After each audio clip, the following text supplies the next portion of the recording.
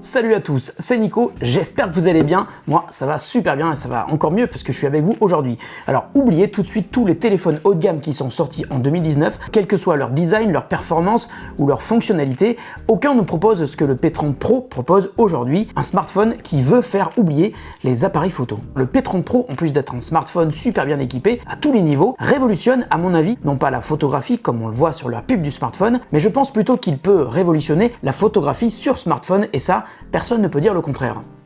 Voici donc à mon avis le photophone le plus complet du marché et je suis quasiment sûr qu'après le P30 Pro, plus rien ne sera jamais comme avant. Le P30 Pro a été annoncé le 27 mars dernier à Paris et sur le papier la promesse était bluffante. Comme le font d'ailleurs tous les constructeurs chinois lors de conférences, on a assisté à des démos comparatives et pour une fois j'ai sincèrement été bluffé et d'ailleurs je n'ai pas été le seul. Le Huawei P30 Pro continue sur la lancée de ce que ses prédécesseurs ont déjà commencé à faire depuis en fait que Huawei a signé un partenariat avec Leica pour la fabrication d'optiques pour ses smartphones. Et à partir du moment où par exemple on part en vacances en se disant bah tiens je vais pas prendre mon appareil photo, je vais faire confiance entièrement à mon smartphone pour faire toutes mes photos et toutes mes vidéos, eh bien il faut avoir quand même sacrément confiance dans son smartphone, vous croyez pas? Alors j'avais déjà fait ce pari l'été dernier, j'étais parti en Chine avec uniquement le P20 Pro et encore quelques semaines plus tard, la même chose, un voyage en Asie avec le Mate 20 Pro cette fois-ci. Alors j'avais été globalement super content du résultat, surtout pour la photo, un peu moins sur la vidéo. Tiens, à ce sujet, le P30 Pro c'est un peu une fusion à la fois mentale et physique entre le P20 Pro et le Mate 20 Pro. Malgré tout, on verra que sur certains points, le Mate 20 Pro lui est supérieur. Mais par exemple, le P30 Pro que j'ai ici est plus lourd, il est plus grand aussi, il a un plus grand écran et puis surtout il est beaucoup plus épais que le Mate 20 Pro qui est là. Mais ce qui est intéressant, c'est que le notch au format goutte d'eau est beaucoup plus discret sur le P30 Pro que sur le Mate 20 Pro, c'est d'ailleurs le même que sur le Mate 20. Autre comparaison entre les deux, le P30 Pro va encore plus loin, il est aujourd'hui le meilleur photophone du marché selon DxOMark, mais pour la partie photo, le P30 Pro a un petit truc en plus, un petit truc qu'il a d'ailleurs en plus de tous les autres smartphones du marché, c'est son fameux zoom hybride sur la partie arrière, l'appareil principal donc. Donc dans le dos du P30 Pro, on a donc un capteur principal de 40 mégapixels, un capteur ultra grand angle de 20 mégapixels et un téléobjectif 5x de 8 mégapixels. Il y a aussi un quatrième capteur, c'est le TOF ou Time of Flight, qui lui va servir à calculer la profondeur de champ en mesurant en 3D la distance qui le sépare des objets que vous prenez en photo. Ça permet de faire des photos en mode portrait qui sont vraiment bluffantes, la qualité est excellente, mais si le découpage des sujets au premier plan est excellent, je trouve quand même que le Pixel 3 XL est toujours un tout petit peu un cran au-dessus, avec des flous d'arrière-plan qui semblent plus naturels. Bon là aussi, je sais, vous allez me dire que je chipote, mais c'est vrai que le P30 Pro, qui est quasiment aussi bon que le Pixel 3 XL qui est ici, c'est un super smartphone et c'est aussi un super smartphone sur l'ensemble de ses fonctionnalités et de ses performances, et le Pixel 3 XL ne peut pas en dire autant, malheureusement. À l'avant, le capteur à selfie de 32 mégapixels est très bon, mais là, c'est dommage de ne pas avoir intégré une fonctionnalité grand angle, comme le permet par exemple le Pixel 3 XL sur sa caméra avant. Et pour expliquer le zoom hybride, eh bien c'est la capacité du P30 Pro à combiner à la fois la partie purement zoom optique 5 fois, à une autre partie zoom numérique qui elle est purement logicielle. Mais c'est aussi le fait de pouvoir utiliser la puissance du double processeur neural du smartphone pour ajouter des fonctionnalités d'intelligence artificielle pour assister l'utilisateur et donc au final proposer des photos prêtes à l'emploi qui sont tout simplement incroyables. Le meilleur exemple, c'est la détection des scènes. Quand on laisse l'IA activée, le P30 Pro analyse très rapidement la scène et change plein de réglages car il devine ce que vous êtes en train de photographier et il veut vous proposer le résultat le plus adapté de manière simple, rapide. Pour faire simple, le P30 Pro travaille pour vous et imagine ce que vous voulez faire de votre photo. En toute honnêteté, il le fait super bien, donc on gagne du temps et le smartphone flatte notre ego de photographe amateur. En gros, c'est un petit peu comme si vous preniez une photo normalement et puis vous passiez 10 minutes à faire les plus beaux filtres pour poster votre photo sur Instagram. Bah, le P30 Pro, il le fait à votre place. Et ce petit raccourci est vraiment loin d'être un détail. Il y a quelques semaines, je vous ai posé une question sur Twitter en vous demandant si vous utilisez plus souvent le mode automatique ou le mode pro de votre smartphone. Eh bien, vous avez été près de 2000 à me répondre et sans surprise, à 78%, vous avez répondu le mode automatique. Eh bien ça, à mon avis, les constructeurs l'ont compris depuis très longtemps et c'est pour ça que sur beaucoup de smartphones haut de gamme, il y a un mode manuel, un mode pro comme on l'appelle en général, mais c'est surtout l'intelligence artificielle qui va s'en servir. En fait, vous n'aurez qu'à appuyer sur le bouton, l'IA va se servir elle-même des fonctionnalités manuelles du smartphone pour vous proposer une autre exposition, une autre colorimétrie, une autre profondeur de champ même par rapport au sujet que vous êtes en train de viser. Et ce qui est fou, c'est que ça va être fait en quelques millisecondes et c'est aussi pour ça que les processeurs ultra puissants des smartphones aujourd'hui sont très utiles, c'est pas que pour faire du jeu vidéo. Et oui, aujourd'hui, quand on veut faire une photo avec son smartphone, on dégaine, on shoot. Est-ce qu'on a vraiment le temps de passer en mode pro? Franchement, je ne crois pas. D'ailleurs, moi, je le fais jamais. Quand on prend un smartphone de ce type-là et qu'en plus on lui rajoute des fonctionnalités qui étaient autrefois réservées à des vrais appareils photo, eh bien là, ça change tout. On arrive donc au système optique assez révolutionnaire du P30 Pro. À l'intérieur du smartphone, il y a un système de périscope. Ça veut dire que le groupe optique, donc l'ensemble de lentilles, n'est pas seulement aligné dans l'épaisseur du smartphone, mais aussi dans sa hauteur. Ça permet donc d'ajouter plus de lentilles et donc de créer un zoom optique 5 fois de meilleure qualité. Et après, c'est avec un jeu de miroir que l'image atteint le capteur photo. L'inconvénient, c'est que pour caser le périscope dans le smartphone, il faut quand même assez de place, et c'est à mon avis pour cela que le P30 Pro est aussi épais, beaucoup plus épais que le Mate 20 Pro. Et donc grâce à ce périscope, l'IA et la combinaison hybride, on arrive à faire des photos en zoomant 10 fois où le zoom numérique est quasiment imperceptible. Et on peut même pousser plus loin, 20, 30 ou 50 fois, et à condition de ne pas trop bouger, on arrive à des résultats totalement inimaginables avec des smartphones il y a encore quelques mois. Mais attention, pour les photos à 50x, il y a quand même une astuce. Alors je ne suis pas sûr de ce que j'avance, mais j'ai lu quelques papiers sur internet qui étaient la plupart en chinois, donc c'est pas évident de tout comprendre. Huawei utilise la computational photography pour proposer des clichés qui sont quasiment impossibles à faire avec un smartphone. Huawei utiliserait une base de données, par exemple pour la Lune, qui est un objet qui est très souvent photographié, et rajoute des informations pour recomposer une image à partir de ces informations, voire même, et c'est là où c'est encore plus incroyable, à partir de vraies photos qui ont été prises avec d'autres appareils que le smartphone. Alors je ne suis pas sûr évidemment à 100% que c'est ce qui se passe lorsque vous faites une photo d'un objet avec le P30 Pro. En revanche, je vous mets un lien dans la description sous la vidéo qui parle de computational photography et qui fait un focus sur le P30 Pro et son incroyable zoom de 50x. Et enfin, il y a un autre truc qui m'a vraiment bluffé sur le P30 Pro, c'est sa facilité à passer de manière hyper fluide entre une ultra grande focale et un zoom très puissant. Ça se fait très simplement, soit en pinchant avec les doigts, soit en déplaçant son doigt sur la règle de zoom. Là aussi c'est impressionnant, aucun autre smartphone n'arrive à faire un truc aussi agréable à utiliser tout en gardant une qualité optique acceptable, même en bout de zoom. Malgré tout, je trouve que le fait d'avoir fait une règle de zoom qui traverse l'écran n'est pas évident. On peut être coincé si on n'a pas de très grandes mains, c'est mon cas d'ailleurs. L'idéal serait d'avoir une troisième main évidemment, je pense que je vais y réfléchir.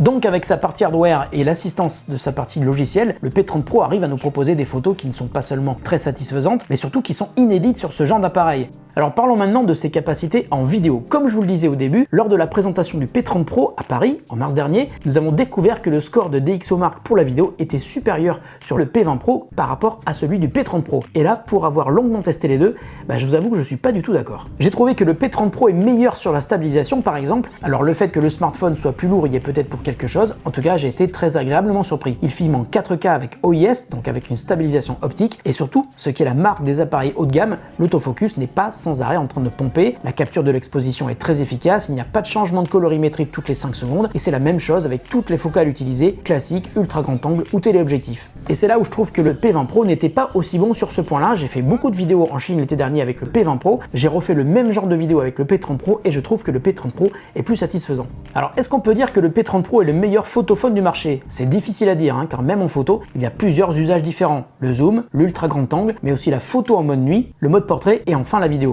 Et ça, c'est juste pour le capteur arrière. On peut aussi chercher à juger les fonctionnalités du P30 Pro sur ses capacités avec la caméra avant. Et c'est pour cette raison qu'il n'est pas évident de répondre à la question. Alors après l'avoir longuement testé, à mon avis, personne ne bat le P30 Pro sur la partie zoom, mais aussi sur le mode nuit. Et c'est tout. Le mode portrait est toujours meilleur sur le Pixel 3 XL et la partie vidéo est toujours meilleure sur l'iPhone XS et même sur le XR. Mais globalement, si on fait le mélange et surtout la moyenne de tout ça, eh bien c'est le P30 Pro qui gagne car il est bon partout. Il n'est pas super excellent partout, mais il est très bon partout.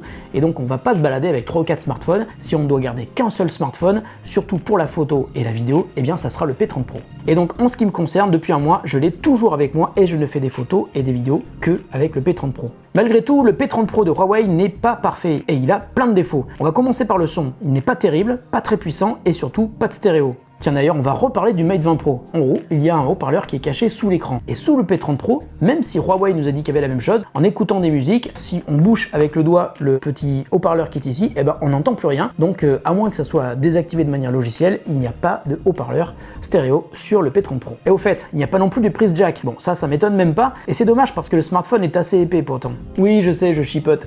Mais c'est quand même dommage. Dans les autres points qui m'ont un petit peu fâché, il y a l'écran. Alors pas la qualité de l'écran, c'est un écran OLED qui est vraiment d'excellente qualité, même s'il n'est pas en Quad HD comme c'était le cas sur le Mate 20 Pro, c'est juste de la Full HD+, ça c'est dommage. Bon, en revanche, même avec de bons yeux, on voit pas trop la différence. Non, ce qui m'a gêné vraiment sur cet écran, c'est le design avec les bords incurvés, comme le Mate 20 Pro d'ailleurs, qui a été fortement inspiré par les smartphones Samsung haut de gamme. C'est d'autant plus gênant que ça peut poser problème sur certaines applications. Un exemple concret, sur Instagram, le slider qui permet de régler la taille du texte dans une story se trouve dans la partie incurvée de l'écran. Au début, je ne le voyais même pas, je trouve ça vraiment désagréable. Et ce genre de problème se retrouve aussi lorsqu'on regarde une vidéo où les bords de l'écran ne sont pas très jolis. On a l'impression encore une fois de revenir sur une télé à tube des années 80 avec les bords arrondis, c'est dégueulasse. Franchement, le même smartphone avec un écran totalement plat serait vraiment génial. Comme sur le Mate 10 Pro par exemple, parce que le Mate 20 Pro, je vous l'ai dit, a lui aussi un écran incurvé, et ça aussi ça m'énerve. Alors autre défaut, c'est la capacité du P30 Pro à garder amoureusement vos traces de doigts sur sa face arrière. C'est gentil, hein. Et puis il y a un autre défaut aussi, c'est le fait que ce soit une vraie savonnette.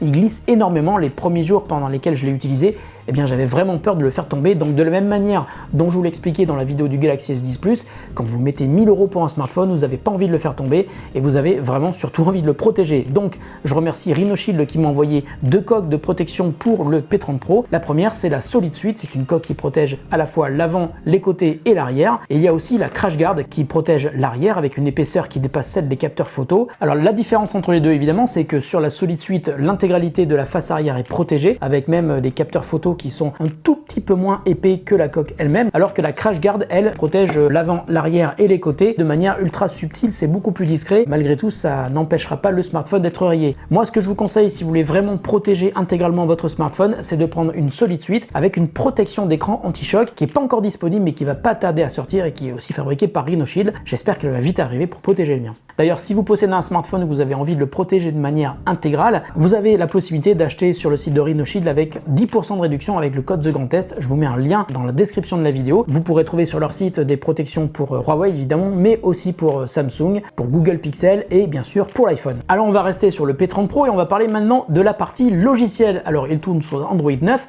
mais il tourne surtout avec une surcouche maison qui s'appelle EMUI et qui commence vraiment à devenir un petit peu vieillotte. Alors EMUI c'est toujours super complet avec des gestes donc qui permettent de faire disparaître les menus en bas de l'écran, avec des raccourcis que vous pouvez faire fonctionner avec les touches latérales par exemple pour lancer une capture vidéo, et puis il y a donc énormément de possibilités de personnalisation comme ça a toujours été le cas sur EMUI. Malgré tout, EMUI qui tourne donc sur Android 9 Pie est toujours un peu complexe, on a l'impression d'être dans une chambre d'ado qui ne range jamais ses affaires. On a vraiment du mal à retrouver une fonctionnalité précise dans les menus de paramètres par exemple. Heureusement qu'il y a un moteur de recherche et du coup je trouve que Huawei devrait sérieusement se pencher sur EMUI et peut-être s'inspirer de ce qu'a fait Samsung sur la famille Galaxy S10 avec One UI qui est beaucoup plus ordonné. Tiens, une autre différence avec le Mate 20 Pro, ils ont tous les deux la reconnaissance faciale évidemment, mais ils ont aussi tous les deux le capteur optique sous l'écran, il suffit donc de poser son pouce.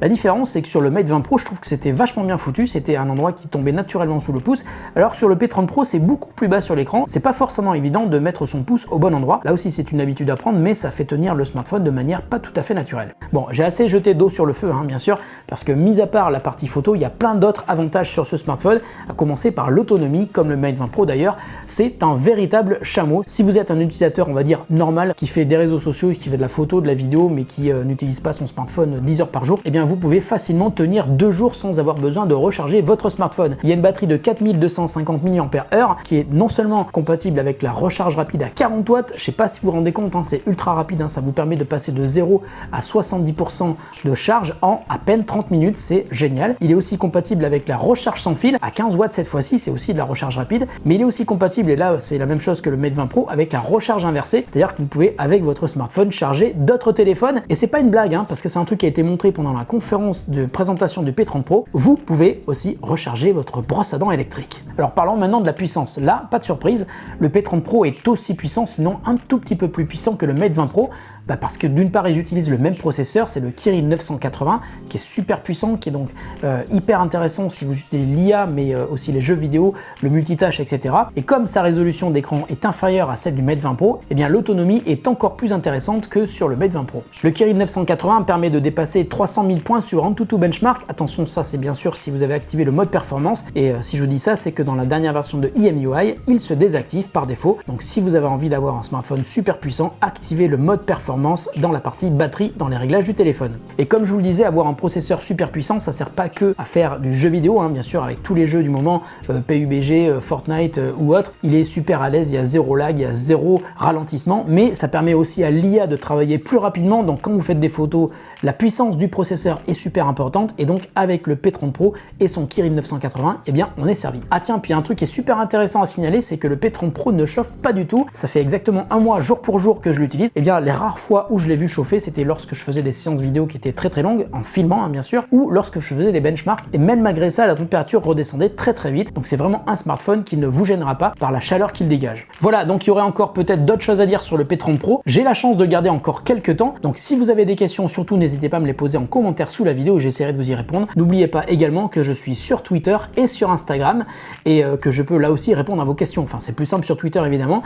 Donc si vous avez des questions sur le P30 Pro, surtout n'hésitez pas à me les poser en commentaire sous la vidéo ou sur Twitter. Et puis si vous avez donc envie de vous offrir le P30 Pro, je vous mets aussi un lien dans la description de la vidéo. Je vous mets aussi un lien vers le site de Rhinoshield avec le code de réduction The Grand Test qui vous permet d'avoir 10% de réduction. Et puis je suis sûr que vous vous posez la question depuis le début, où est-ce que Nico a acheté son t-shirt? Eh bien c'est un Tostadora, là aussi je vous mets un lien dans la description de la vidéo, c'est un lien d'affilié. Je trouve qu'il est magnifique, il est inspiré de qui? Il est inspiré de qui? De Étienne de Crécy, un des papes de la French Touch. Voilà, la vidéo est terminée, j'espère qu'elle vous aura plu comme toutes les autres. À très bientôt sur The Grand Test et on reste en contact évidemment. Surtout n'hésitez pas à me poker un petit peu partout sur les réseaux sociaux. Salut et bonne journée.